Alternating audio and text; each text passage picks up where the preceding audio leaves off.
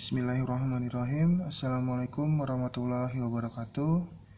Selamat pagi anak-anak semua. Semoga kalian di rumah tetap sehat-sehat aja dan selalu menjaga kesehatan. Nah, jangan lupa tetap terapkan social distancing dan tetap di rumah aja kalau memang tidak ada keperluan. Pada kesempatan kali ini saya akan menjelaskan atau menerangkan materi mengenai poros penggerak roda atau axle shaft.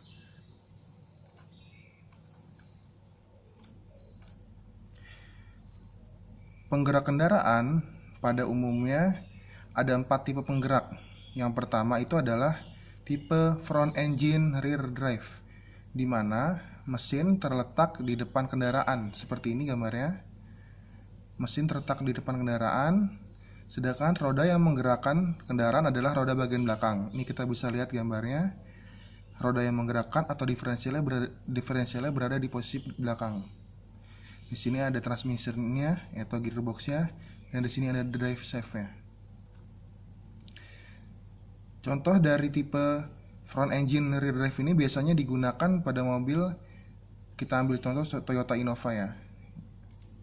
Berikutnya yang kedua adalah tipe front engine front drive, di mana mesin diletakkan di depan kendaraan. Ini kita lihat mesinnya ada di posisi ini.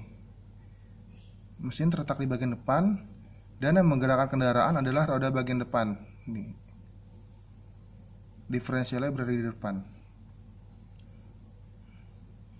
Contoh dari tipe ini biasanya adalah banyak digunakan pada mobil-mobil sedan seperti Toyota Camry ataupun Toyota Corolla Altis.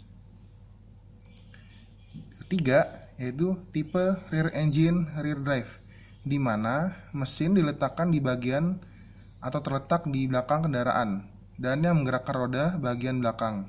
Seperti ini contohnya. Ini mesinnya, engine-nya, dan ini diferensial sekaligus transmission. Nih, bisa lihat ya, ini engine-nya dan ini diferensialnya. Biasanya tipe yang ketiga ini, rear engine rear drive ini biasanya digunakan pada mobil atau biasanya digunakan pada mobil, contohnya adalah Volkswagen ataupun Porsche. Yang keempat adalah tipe 4-wheel drive.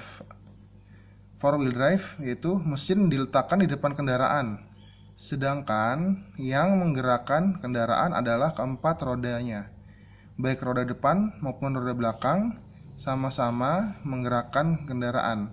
Maka untuk menggerakkan keempat roda tersebut dipasanglah transfer atau transfer case. Transfer case itu fungsinya apa sih anak-anak? Transfer case berfungsi untuk mengaktifkan 4-wheel drive. Jadi seandainya transfer case tidak diaktifkan, 4-wheel drive tidak akan aktif. Jadi contohnya gini, sebuah mobil Mitsubishi Triton bila tidak diaktifkan transfer case-nya, ini berarti rodanya itu tinggal akan aktif keempat-empatnya. Tapi ketika transfer case-nya diaktifkan atau kita masukkan gigi persneling transfer case-nya, itu baru keempat rodanya akan aktif. Berikutnya ada pengertian rear axle shaft. Axle shaft atau poros penggerak roda adalah salah satu komponen sistem pemindah tenaga. Merupakan poros penggerak roda-roda di mana roda-roda dipasang pada axle shaft sehingga beban roda ditumpuk oleh axle shaft. Axle shaft sendiri berfungsi untuk meneruskan tenaga gerak dari diferensial menuju ke roda-roda. Axle shaft itu dibagi menjadi dua. Yang pertama adalah axle shaft tipe rigid dan yang kedua adalah axle shaft tipe independent. Pada kesempatan kali ini saya akan menjelaskan dulu mengenai rigid axle shaft atau axle shaft tipe rigid. Tipe rigid axle ring digunakan pada kendaraan berskala menengah ke atas dengan muatan yang besar dan juga pada kendaraan yang dirancang untuk medan-medan berat karena mampu menahan beban yang berat. Fungsi dari rigid axle shaft ini apa sih? Yang pertama adalah sebagai penerus putaran roda dan yang kedua adalah sebagai pendukung beban roda. Menurut letaknya, dudukan axle shaft dibedakan menjadi dua macam. Yang pertama yaitu adalah front axle. Front axle sendiri berfungsi sebagai penerus putaran ke roda dan juga sebagai tempat knuckle agar roda bisa dibelok-belokkan. Dan yang kedua yaitu adalah rear axle. Rear axle berfungsi sebagai penerus putaran dari side gear menuju ke roda. Yang berikutnya kita akan membahas front axle. Front axle berfungsi sebagai penerus putaran ke roda dan juga sebagai tempat knuckle agar roda bisa dibelok-belokkan. Kita bisa lihat di sini ada gambarnya. Yang pertama ini adalah front axle housing atau yang A. Nih, kita lihat ini front axle housing. Dan yang kedua itu adalah yang B ini. Yang B ini adalah front axle inner sheath. Ini kita lihat bisa gambarnya di sini. Front axle inner sheath. Dan yang ketiga ini panahnya menunjukkan ke sini. Ini adalah komponennya bernama front axle outer sheath. Dan yang terakhir yang keempat atau yang D yaitu tapered roller bearing. Berikutnya adalah rear axle. Rear axle berfungsi sebagai penerus putaran dari side gear menuju ke roda. Kita bisa lihat lagi di sini ada gambarnya. Dan ada juga komponen-komponennya. Kita akan melihat ya. Yang pertama ada axle shaft. Axle shaft tuh yang ini, anak-anak bisa dilihat di sini batangnya. Yang kedua adalah gasket. Gasket itu di sini. Nih, kita lihat ya. Ini yang kedua. Nomor 2 ini gasket atau yang B. Dan yang ketiga atau yang C adalah axle seam. Axle seam tuh yang ini, yang atas ini. Ini axle seam. Yang keempat adalah axle retainer plate atau yang D. Yang ini nih. Ini axle retainer plate. Dan yang terakhir adalah axle flank. Axle flank ada di sini. Nomor 5. Selain itu ada juga di sini ada axle housing, ada brake assembly, ada nut atau baut, ada brake drum, ini rem ya. Dan ini adalah wheelnya, roda, dan ini adalah tires bannya. Ya, next. Berdasarkan sistem penopangnya, axle shaft diklasifikasikan menjadi 3. Yang pertama adalah half floating type. Yang kedua adalah 3/4 floating type. Dan yang terakhir adalah yang ketiga, full floating type.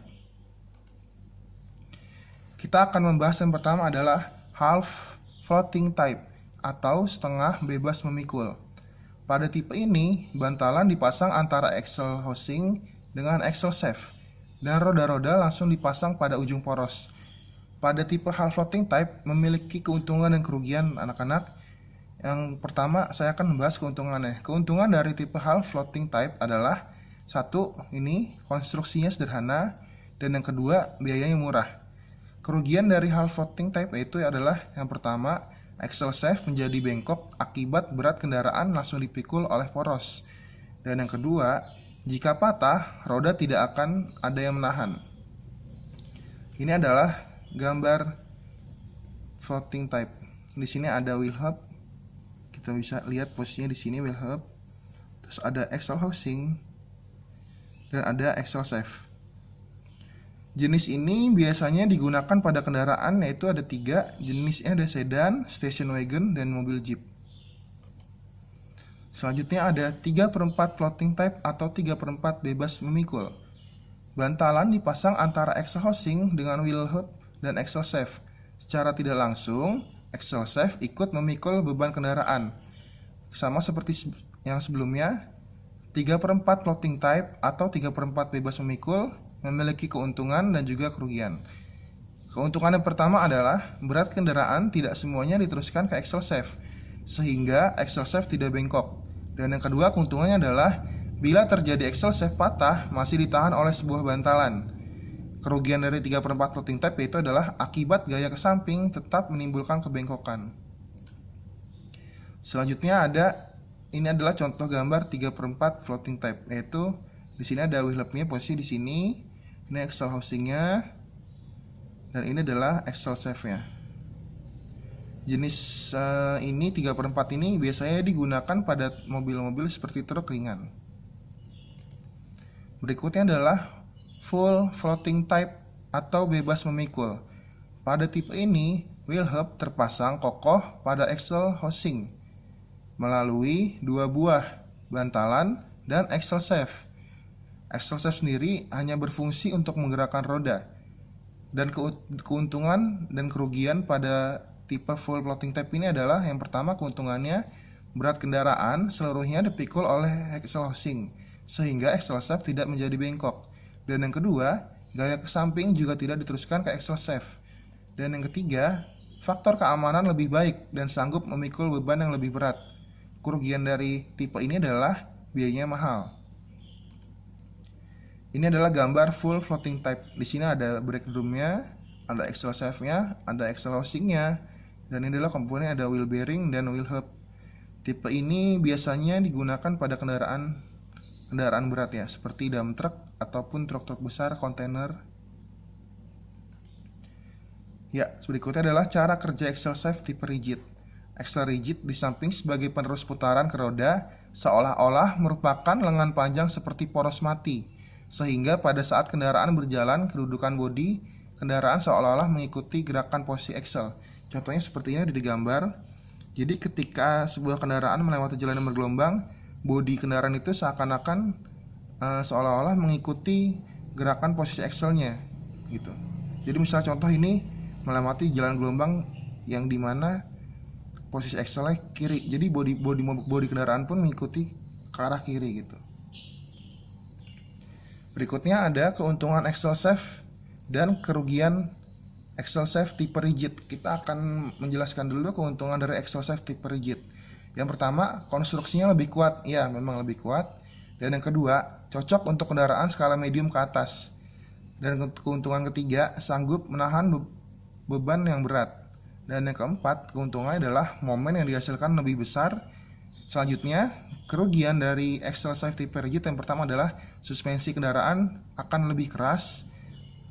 Yang kedua, pada saat kendaraan berjalan di medan yang berat, bodi kendaraan tidak akan stabil. Dan yang ketiga, sudut beloknya lebih kecil. Ya, mungkin segitu aja penyampaian materi dan penerangan saya pada materi pada axle shaft ini. Berikutnya saya sudah mengirimkan tugas kepada ketua kelas, tolong dikerjakan dan dikumpulkan pada waktu yang saya tentukan. Jangan sampai telat. Walaupun kalian di rumah tetap harus belajar. Jangan santai-santai di rumah aja. Karena gimana pun belajar dimanapun bisa. Tidak perlu di sekolah. Karena situasinya seperti ini. Dan semoga kalian di rumah terus belajar, buka buku, bukan hanya pelajaran saya saja, karena gimana pun cita-cita kalian harus tetap tercapai di tengah pandemi COVID-19 ini. Kurang lebihnya mohon maaf. Wassalamualaikum warahmatullahi wabarakatuh.